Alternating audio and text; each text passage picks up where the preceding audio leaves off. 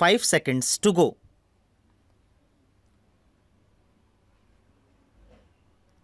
May I, Madam, draw the attention of the Honorable Minister to an important committee set up by the Government of India in 1958 under the chairmanship of Mr. Niyogi, who was asked to inquire into the various problems of railway road coordination.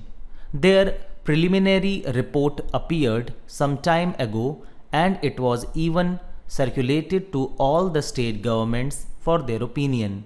But to my regret, I have to say that the work of this committee has been very much hindered as a result of the indifference and, may I say, callous negligence on the part of the state governments as well as on the part of the ministry concerned in taking up this question and in pursuing it so that we may be able to have a clear and comprehensive picture of the transport situation in the country. Now, railway transport, like any other mode of transport, is suffering under a major handicap, the handicap being that we do not know, nor does the railway minister know, what the exact quantum of transport requirement in the country is and what the rising demand is which the railways are expected to cater to in future. Certain targets which have been worked out in the third plan have been given to us.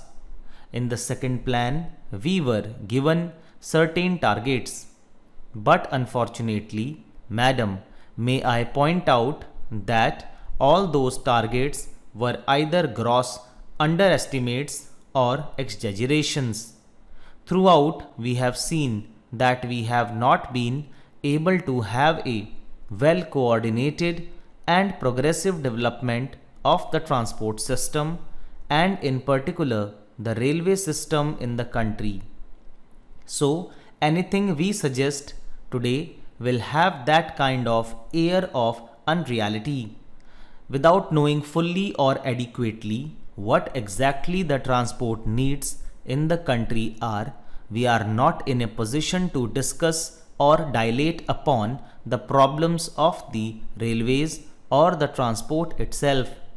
Madam, last year when I was speaking on the budget, I pointed out that there had been planning of some sort, but within this planning there had not been sufficient planning in the functioning of the administration. There has not been planning in carrying out the various phases of the program enunciated in the plan or in the budget. Frequently, we come across the statement by the Honorable Minister that the railways have not been able to fulfill certain things. I went through the pages of the budget papers and also the speech of the minister. I came across this significant expression. Wherever there are failures or shortfalls in performance, we are told that these are mainly due to unpredictable factors or factors beyond control. I do not think that some of the factors which my honorable friend would like us to believe that they are unpredictable or uncontrollable cannot be anticipated. For instance, I may draw the attention of the Honorable Minister to one important fact, that is, we have been supplying since some time past empty haulage for a long distance to collieries, to steel factories, and so on. We are told that this empty haulage is unavoidable, that we have to find empty wagons to steel factories and collieries to carry raw material or perhaps coal and the like.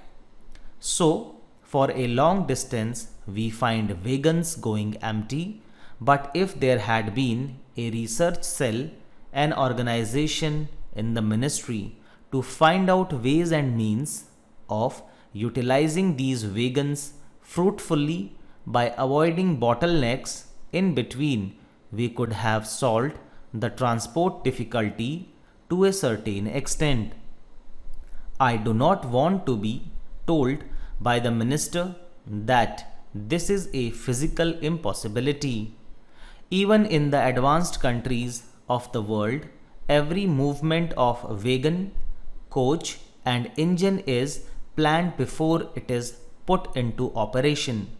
It is unfortunate and tragic that in this country, after a decade of planning, we have not been able to think in terms of planning while executing the works. Now, in regard to some of the general problems of the railways, I would say, first of all, that the rise in demand is so great that we have to be prepared to provide not only adequate but also effective transport facilities to our people.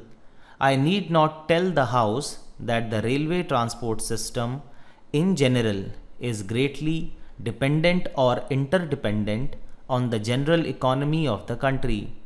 But during the last 1 decade, there has been one significant factor that has to be appreciated, that is, the demand for transport is increasing at a faster rate than the rise in the national income or the rise in production in any sector or in any industry. This is a factor that has not been adequately appreciated. Even if it has been adequately appreciated, no attempt or sincere effort has yet been made to carry out the fulfillment of the needs of all the sectors of our economy. Stop. दोस्तों इसी के साथ ही dictation finish होती है। पूरी उम्मीद है आप लोगों ने अच्छे से किया होगा इसको। कुछ वर्ड्स इसमें काफ़ी अच्छे हैं, थोड़ा सा डिक्टेशन पूरी रेलवे के ऊपर है पर वर्ड्स काफ़ी अच्छे अच्छे इसमें आए हैं, तो आप उनकी प्रैक्टिस कीजिए।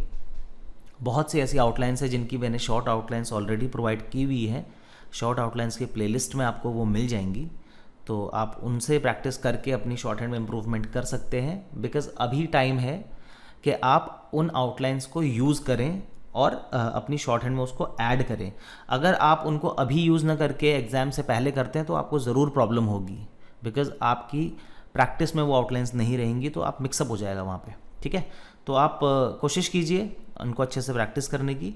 आपसे मुलाकात करूँगा अगली क्लास में अगली ट्रांसक्रिप्शन के साथ। तब तक के लिए बाय बाय, टेक केयर।